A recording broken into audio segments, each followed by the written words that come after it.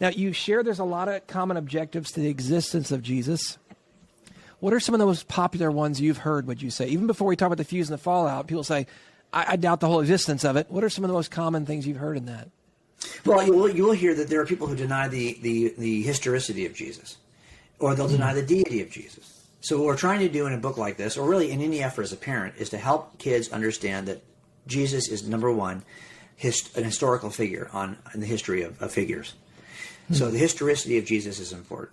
So the Jesus mythers, who will argue that Mithras is or Osiris or Horus or Attis or Heracles or whoever it is, that Jesus is just a copy, stolen. These are called Jesus mythers.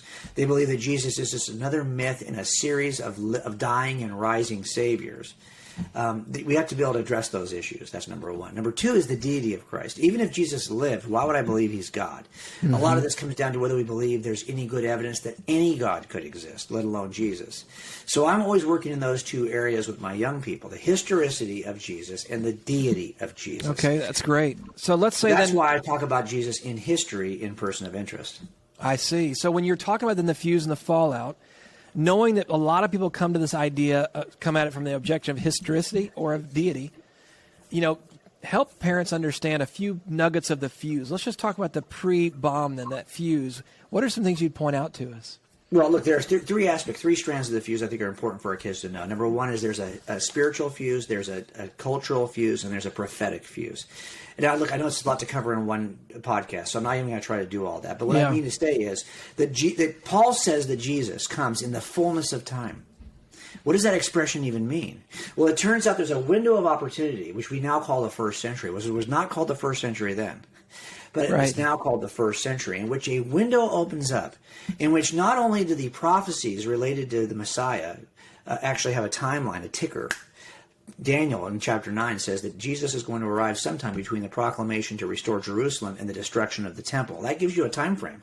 Not only that, the Roman Empire aligns in such a way that we have roads available for Paul to walk and share the message of Jesus. We have a 200-year period of peace called the Pax Romana, in which infrastructure and bridges and tunnels and roads can be built. We have a Etruscan language. We have Koine Greek that's being spoken. In other words, the Roman Empire seems to align just perfectly so that when someone arrives in the first century, the story can be communicated across the known world.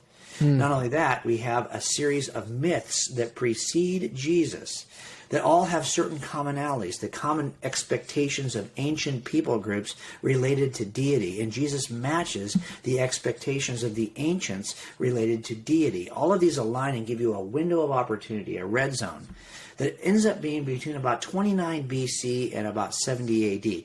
Now, you have to see it visually. So when I did Person of Interest, I'm thinking about young people. I'm thinking about high schoolers and junior hires. So there are 400-plus illustrations in that book, because I know that these folks are visual, like I am now, because of that stupid glowing rectangle. Okay, this glowing rectangle now is responsible for how we think about information, the phones. And it's entirely visual. So we've moved toward a visual way of learning. So the book is really hard to communicate with words because it's so entirely visual. But there's a window of opportunity in which somebody can arrive between 29 and 70 that can have an impact. And who arrives in the middle of that, 29 BC to 70 AD, is Jesus of Nazareth. So a lot of this is going to come down to the way that God orchestrates history in the fuse to open up a window of opportunity, which explains why Christianity explodes. Comes on the scene in an empire which allows, at least initially, for some element of religious tolerance so that the Christians can get started, and has a road and infrastructure in place in a 200-year period of peace called the Pax Romana, in which Paul can then travel with the message of Jesus throughout the empire. So a lot of this is not just accident. It's the divine alignment of God in time. Well, I tell you, Jim, even as you talk about it, I've spoken out of Galatians 3 and 4 many times, oftentimes talking about adoption. And when the fullness of time had come, and I've always emphasized it was just the right time, but I've never looked at it through the lens of what you're describing here, of that period of time between 29 BC and 70 AD. So I'm looking forward to learning more about the fuse, even in this book, to really understand just how full the fullness of time really was. It was the right time. So how about the back end piece, the fuse and the fallout? What are some things you'd point out to us about the fallout? Okay, so let me just offer something controversial, especially for our young people who are watching. So Gen Z is watching, and Gen Z has a high value in what their peers think online. Yeah. Gen Z places a high value on what social media proclaims. Gen Z places a high value on science.